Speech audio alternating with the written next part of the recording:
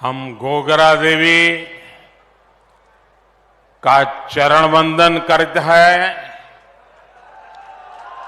अपना पंचने का प्रणाम करीत है। सबन भाई बहनी का नमस्कार। आप सभी विंध्य के अलग अलग हिस्से से भाजपा को आशीर्वाद देने सीधी पहुंचे हैं। इतनी बड़ी संख्या में जनता जनार्दन के एक साथ दर्शन करने का मुझे सौभाग्य मिला है। मैं वाकई अभिभूत हूं।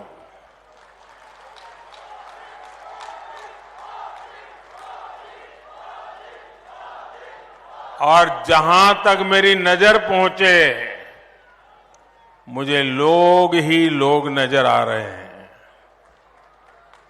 और इतनी बड़ी तादाद में माताएं बहनें,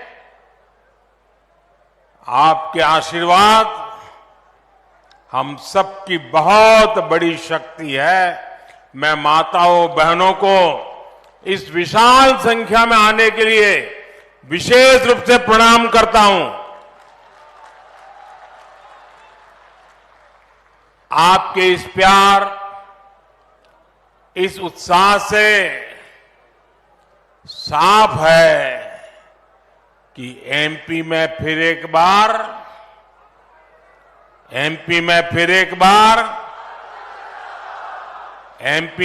एक बार साथियों, आज यहां के लोग कह रहे हैं एमपी के मन में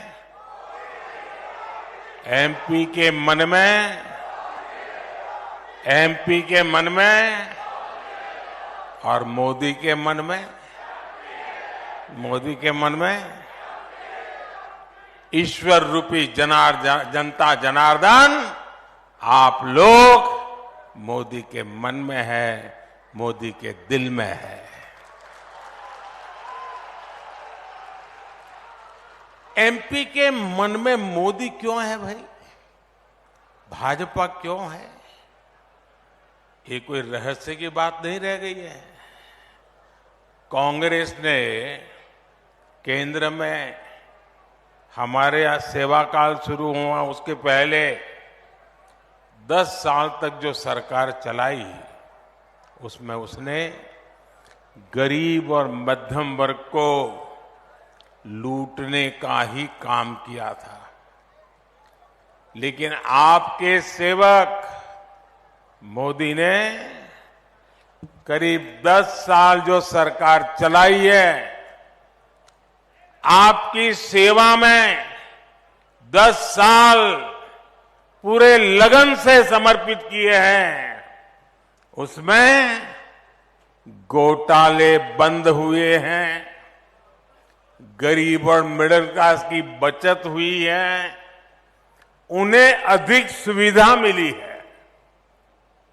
आप देखिए, टेलीकॉम घोटाला करके, कोयला घोटाला करके कांग्रेस ने आपके लाखों करोड़ रुपए लूट लिए। याद है ना? भूल गए? आप बताओगे तो पता चलेगा मुझे। याद है? लूटते थे कि नहीं लूटते थे? करोड़ों रुपए लूटते थे कि नहीं लूटते थे? ये आपका हक का पैसा था कि नहीं था?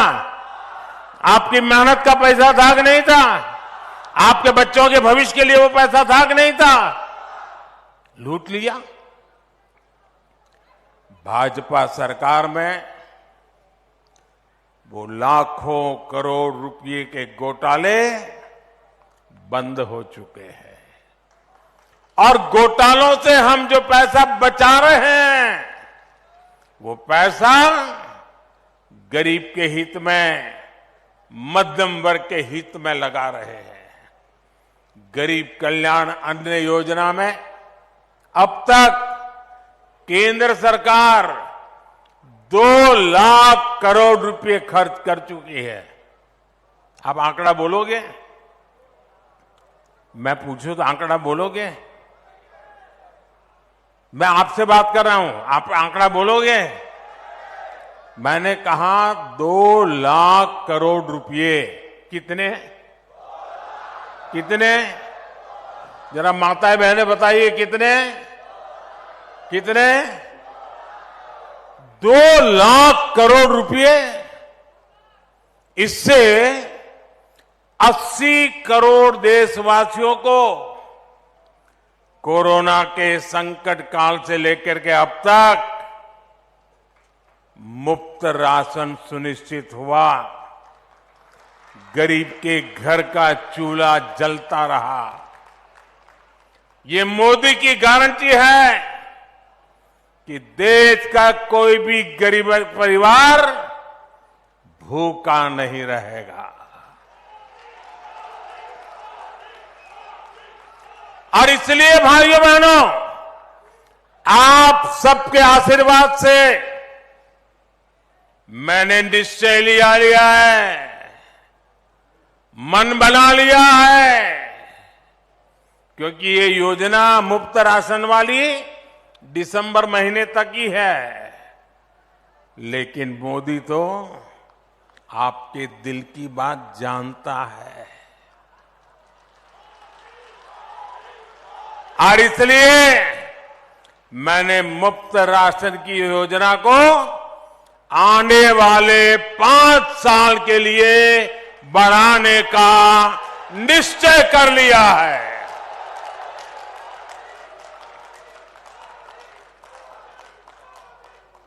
अगर हम एक परिवार में 4-5 लोग भी मान लें, तो ऐसे हर परिवार को मुफ्त राशन योजना की वजह से हर महीने 700, 800, 900 रुपया बचने वाले हैं। साथियों, गरीब का पैसा गरीब के पास जाए, गरीब के लिए खर्च हो, और कोई बिचौलिया बीच में वो पैसे लूटे नहीं, यही मोदी की विशेषता है।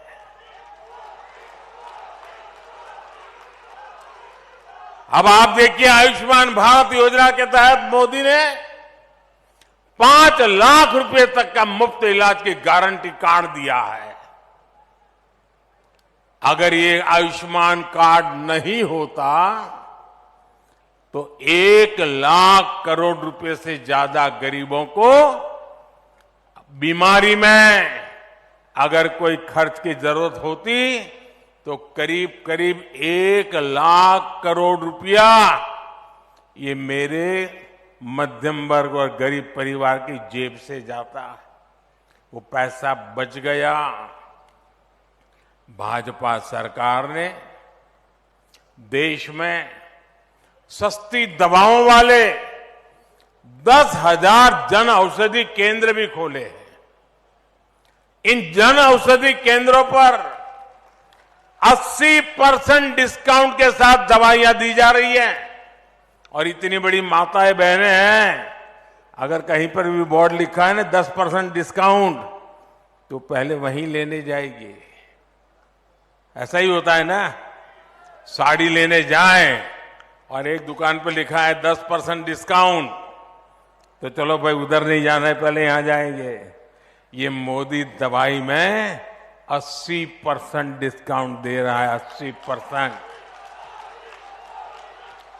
और इससे भी गरीबों के 25,000 करोड़ रुपए से ज्यादा खर्च होने से बचे हैं।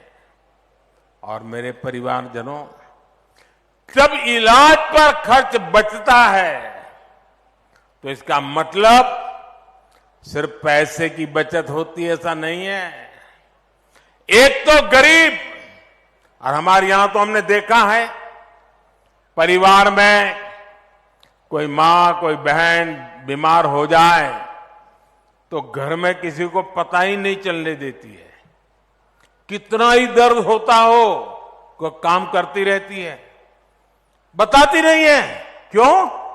उसके मन में रहता है कि अगर परिवार में बच्चों को बीमारी का पता चल जाएगा, अस्पताल जाएंगे, लाखों रुपया खर्च हो जाएगा, बच्चों के सर पे कर्ज चढ़ जाएगा, तो मां सोचती है कि मुझे बच्चों के सर पे कर्ज नहीं होने देना है। भगवान जितने दिन जिंदा रखेगा रखूंगा, रह लूंगी, मुसीबत झेल लूंगी, दवाई भले ना हो लेकिन बच्चों को मुसीबत में नहीं डालूंगा। ये मेरे देश की माताओं बहनों का स्वभाव है। लेकिन मेरी माताएं बहनें, आपका एक बेटा दिल्ली में बैठा है,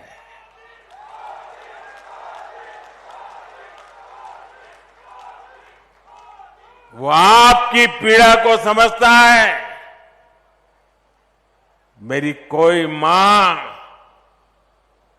कोई बहन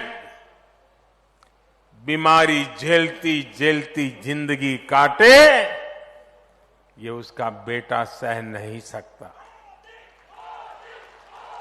और इसलिए आयुष्मान योजना से सिर्फ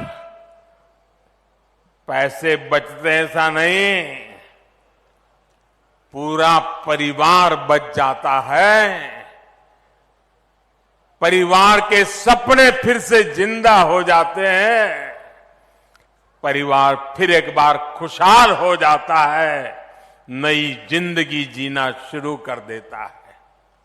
साथियों, देश भर के गरीब परिवारों को अपना पक्का घर मिले, ये गारंटी भी मोदी ने दी है।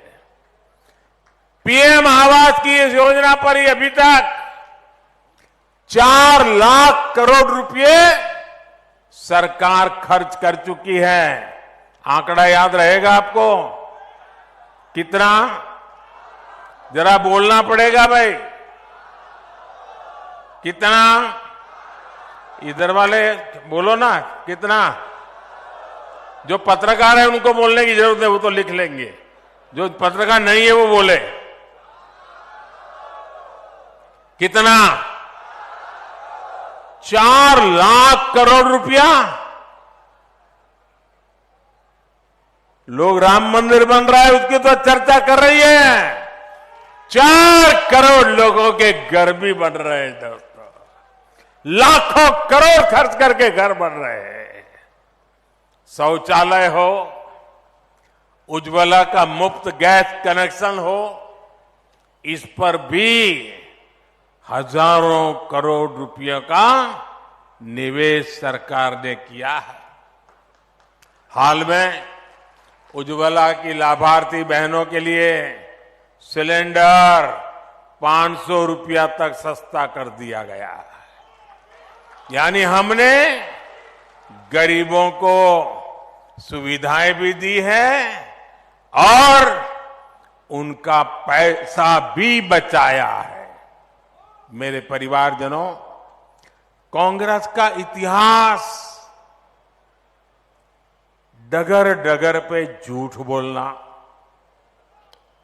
लोगों को भ्रमित करना और बिल्कुल चेहरे पर कोई असर ही नहीं, इतना आराम से झूठ बोल लेते हैं। उन्होंने गरीबों से जितना झूठ बोला है ना पिछले 50-60 साल में, आप कल्पना नहीं कर सकते। कांग्रेस ने गरीबों से झूठ बोला, महिलाओं से झूठ बोला, नौजवानों से झूठ बोला। कांग्रेस ने किसानों से कर्ज माफी के वादे किए। झूठ बोलने की हिम्मत देखिए इनकी। और उनको लगता है देश की जनता पहले की तरह ऐसी है, भली बोली है। अब तो मेरे देश का नौजवान जाग चुका है, उसके मोबाइल में सारी जानकारियां होती है। वो परिवार को कहता है ये कांग्रेस वाले झूठे हैं। भाइयों बहनों, आज भी कांग्रेस यही कर रही है। इन लोगों ने 5 साल पहले 2018 में कहा था 10 दिन में कर्ज माफ करेंगे, लेकिन 15 महीने में भी उनको सरकार से चलाने का मौका मिला, कुछ भी नहीं किया। वहीं भाजपा सरकार जो कहती है वो करके दिखाती है, डंके के चोट पे करते हैं। हमने किसानों को प्रधानमंत्री सम्मान योजना, किसान सम्मान योजना के तहत उसके खाते में पैसा जमा कर रहे हैं और साल में 3 बार करते हैं। अब तक कितना किया है मालूम है आपको? मालूम है? भूल जाते हो ना? मैं बताता हूं, याद रखोगे? याद रखोगे? जरा हाथ ऊपर करके बताओ, याद रखोगे?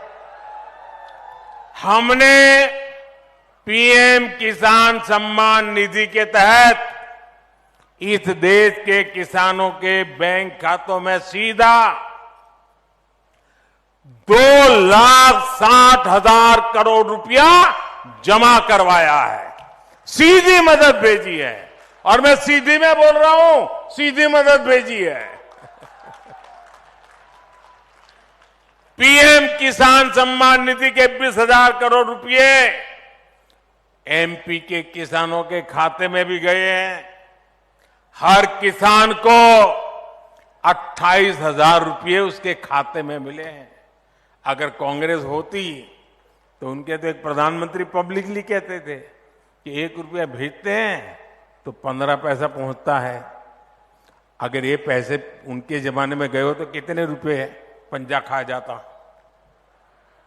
कौन सा पंजा ये पैसे मार लेता भाई?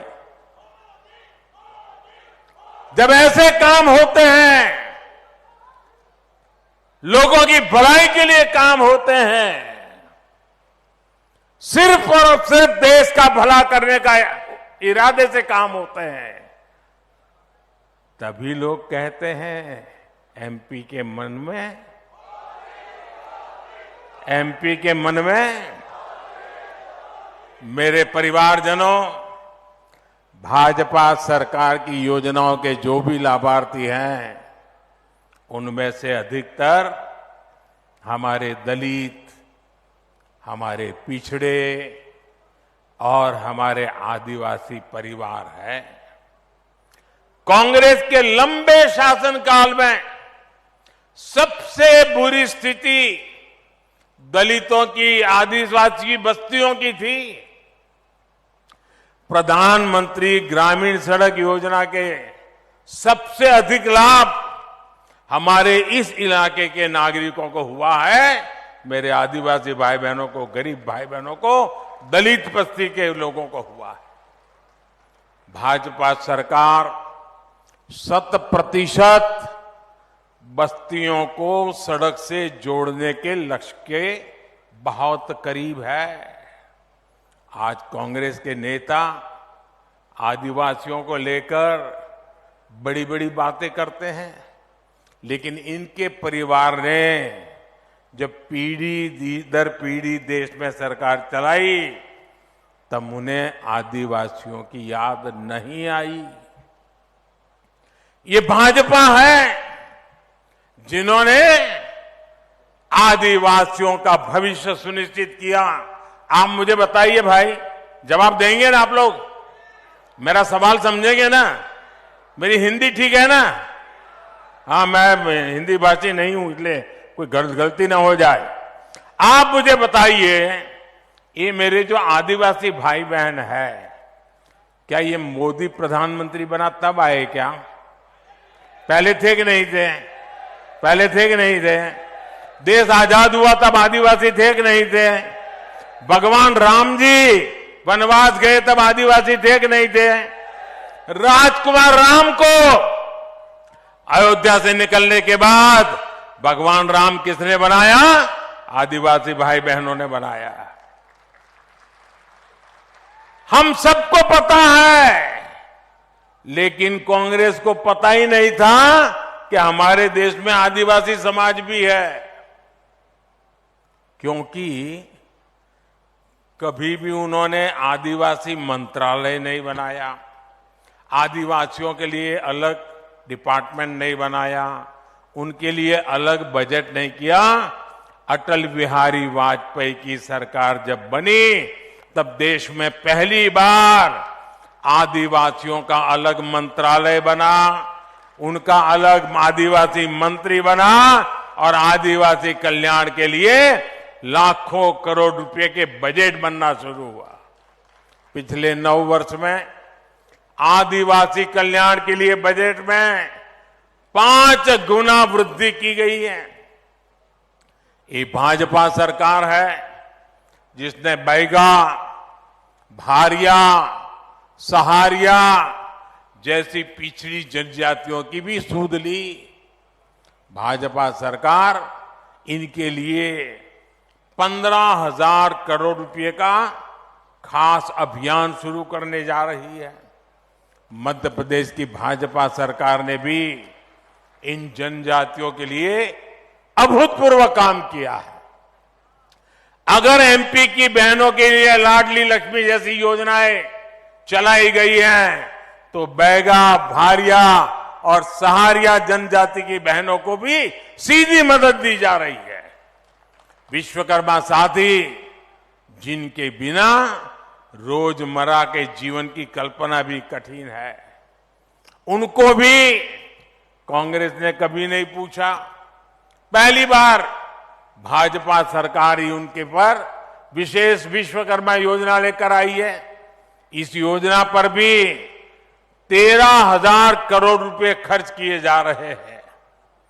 ऐसे ही काम के कारण हर वंचित परिवार कह रहा है, गांव-गांव कह रहा है, एक-एक घर कह रहा है, फिर एक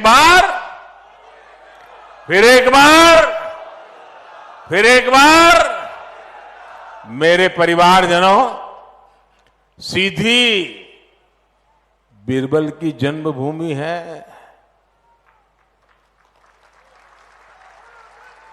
और इसलिए बुद्धिमानी, सूझबूझ और पहेलियों को हल करना यहां के हर बच्चे की पारंपरिक ताकत है ना।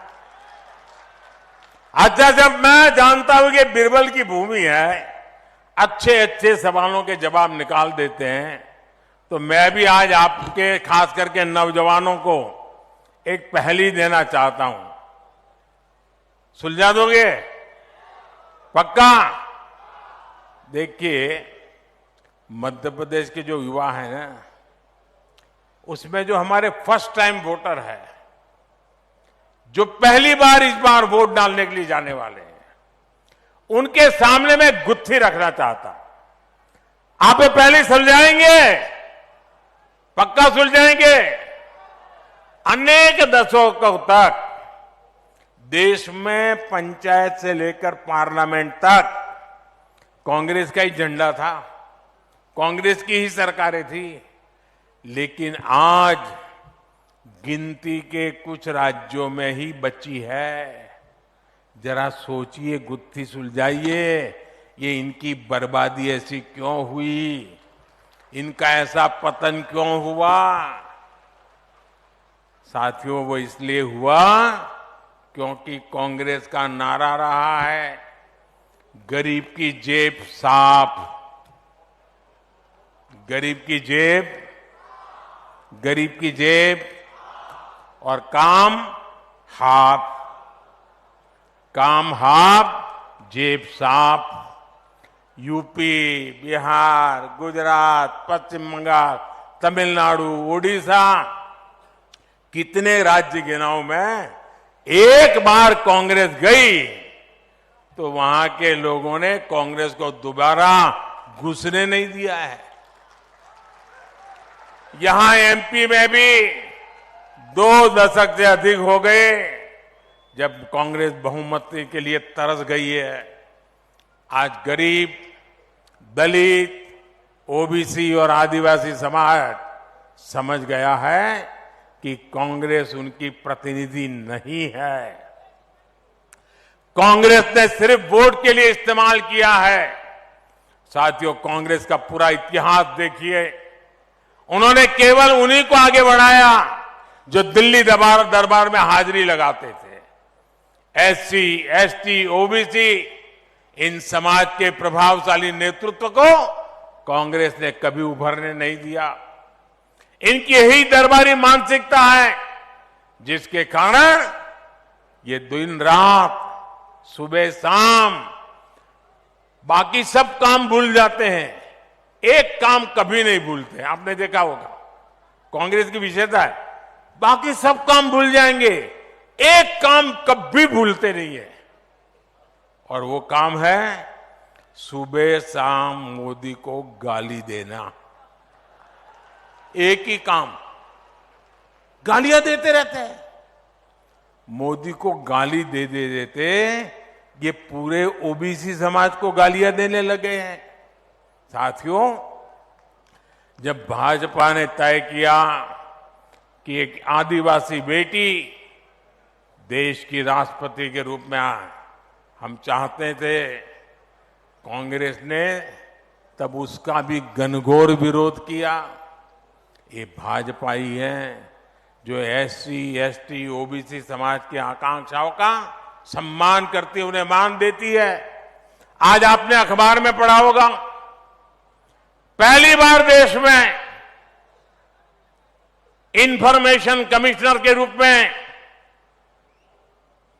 चीफ इंफॉर्मेशन कमीशन के रूप में पहली बार, कब मैं दिल्ली था, चुनावी दौरा कैंसिल करके गया था, मीटिंग के लिए गया था, और हमने चीफ इंफॉर्मेशन कमिश्नर के रूप में राजस्थान के एक दलित को पहली बार उसका अध्यक्ष बनाया है। और एक कांग्रेस वाले देखिए, मीटिंग में उनको आना था, मीटिंग का उनको निमंत्रण गया था, समय से पहले गया था, उन पर फोन पे बात हुई थी, लेकिन जब उनको पता चला कि एक दलित अध्यक्ष बनने वाला है, उन्होंने मीटिंग का ही बहिष्कार कर दिया। इतनी दलितों से नफरत करते हैं, जब राष्ट्रपति हम आदिवासी बनाए उसका विरोध, हम चीफ इंफॉर्मेशन कमिश्नर दलित बनाए उसका भी विरोध, और फिर झूठ फैला करके सिंपैथी का नाटक करना। साथियों, आज कांग्रेस देश में परिवारवाद का सबसे बड़ा प्रतीक है। आप यहां ही देख रहे हैं, कांग्रेस के दो नेता क्या कर रहे हैं, कपड़े फाड़ कंपटीशन चल रही है। वो कहता है उसके कपड़े फाड़ो, वो कहता है उसके कपड़े फाड़ो। ये क्यों लड़ रहे मालूम है? उनको मालूम है जनता तो बीजेपी को ही जिताने वाली है, फिर लड़ क्यों रहे हैं? वो लड़ रहे हैं अपने बेटों को कांग्रेस का कब्जा मिले, इसके लिए। ये कांग्रेस पर कब्जा करने के लिए दो बेटों को बिठाने की लड़ाई चल रही है और मध्य प्रदेश को बर्बाद कर रहे हैं। ये लोग एक दूसरे के कपड़े फाड़ने के लिए कांग्रेस को कह रहे, कार्यकर्ता तुम उसके कपड़े फाड़ो, वो कहता उसके कपड़े फाड़ो। जिनके लिए सिर्फ अपने बेटों का भविष्य ही प्राथमिकता है, वो आपके बेटे बेटियों का भला सोच ही नहीं सकते। मेरे परिवारजनों, कांग्रेस ने मध्य प्रदेश को बीमारू राज्य बना दिया था। भाजपा ने मध्य प्रदेश को विकास के मामले में बहुत आगे पहुंचाया है। आज एमपी अन्न उत्पादन में अग्रणी है। आज एमपी स्वच्छता के मामले में अग्रणी है। 2 दशक पहले एमपी में बिजली का बड़ा संकट रहता था। आज एमपी सरप्लस बिजली पैदा करता है। अब एमपी में पहले के मुकाबले 5 गुना ज्यादा मेडिकल कॉलेज है। यहां सीधी में भी मेडिकल कॉलेज बन रहा है। एमपी की पहचान अब देश के एक महत्वपूर्ण औद्योगिक राज्य के रूप में होने लगी है। साथियों, कांग्रेस ने कैसा काम किया, ये आज की नई पीढ़ी को जानना बहुत जरूरी है। 2014 तक देश में 100 से अधिक जिलों पर कांग्रेस ने पिछड़े होने का ठप्पा लगाया हुआ था। यहां एमपी के भी 8 ऐसे जिले थे जिन्हें कांग्रेस ने पिछड़ा घोषित किया था, इनमें से अधिकतर आदिवासी बाहुल्य जिले थे, जिसमें हमारे सिंगरौली और दमोह जैसे जिले भी थे। 2014 में आपने दिल्ली में भाजपा सरकार बनाई। 10 साल में हमारा सेवा काल चला और इस सेवा काल में हमने कहा कि ये जिले अब पिछड़े नहीं रहेंगे, ये तो अब सबसे आगे चलेंगे। हमने इन जिलों को आकांक्षी घोषित किया, हर पैमाने पर इनके विकास के लिए काम शुरू किया। आज इनमें से अनेक जिले हर पहलू में देश के दूसरे जिलों से भी आगे निकल गए हैं। मेरे परिवारजनों, इस क्षेत्र का जल संकट भी अब बीते दिनों की बात होने जा रही है। विंध्य से कांग्रेस के अनेक बड़े बड़े नेता निकले, लेकिन बाण सागर परियोजना तभी पूरी हुई जब भाजपा सरकार आई। आपको गुलाब सागर परियोजना भी भाजपा ने दी। इनसे इस क्षेत्र के लाखों किसानों को लाभ मिल रहा है।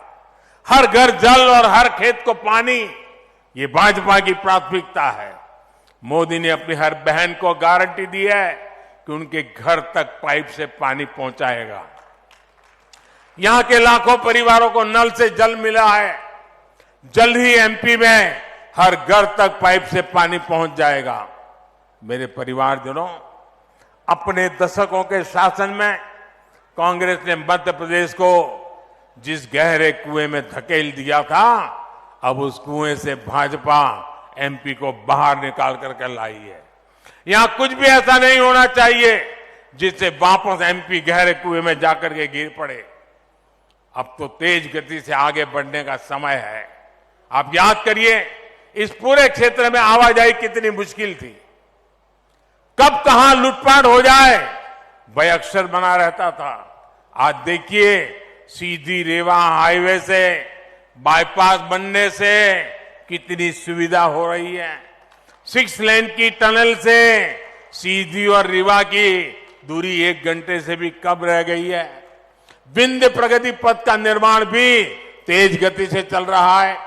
ये सब जानकर, ये जब बनकर के तैयार होगा तो यहां सुविधा के साथ साथ हर प्रकार के उद्योगों को भी बल मिलेगा। रीवा में एयरपोर्ट बनने से इस क्षेत्र में पर्यटन सेक्टर को भी गति मिलेगी।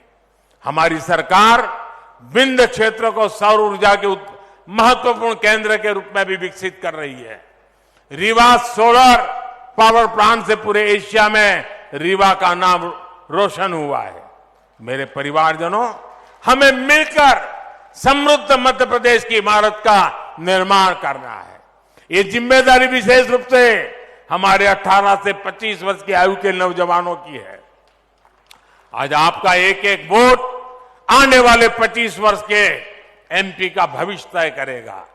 इसलिए विंध्य के हर बूथ पर कमल खिलना चाहिए। गांव-गांव जाएंगे, जरा हाथ ऊपर करके बताइए। गांव-गांव जाएंगे, घर-घर जाएंगे, एक एक मतदाता से मिलेंगे। हर बूथ में कमल खिलेगा, पक्का खिलेगा। भाइयों बहनों, मेरा एक और काम भी करना है। करोगे? ये मेरा पर्सनल काम है। करोगे? चुनाव वाला नहीं है। करोगे ना? फिर ऐसा नहीं अभी हम तो नहीं करेंगे, हम तो चुनाव में पड़े हैं, ऐसा नहीं करोगे ना? करोगे मेरा काम? पक्का करोगे? अच्छा, आप जाकर के हर परिवार में जाके मिलना और उनको कहना कि अपने मोदी जी सीधी आए थे, कहेंगे ना? और उनको कहना, मोदी जी सीधी आए थे, उन्होंने आपको प्रणाम भेजा है। ये मेरा काम कर दोगे? हर घर मेरा प्रणाम पहुंचा दोगे? क्योंकि उनके आशीर्वाद मुझे एक नई ताकत देते हैं, नई ऊर्जा देते हैं, देश के लिए दौड़ने के लिए एक नई हिम्मत दे देते हैं। और इसलिए घर घर जाकर के मेरे प्रणाम पहुंचा दीजिए। मेरी यही अपेक्षा है आपसे। मेरे साथ बोलिए भारत माता की।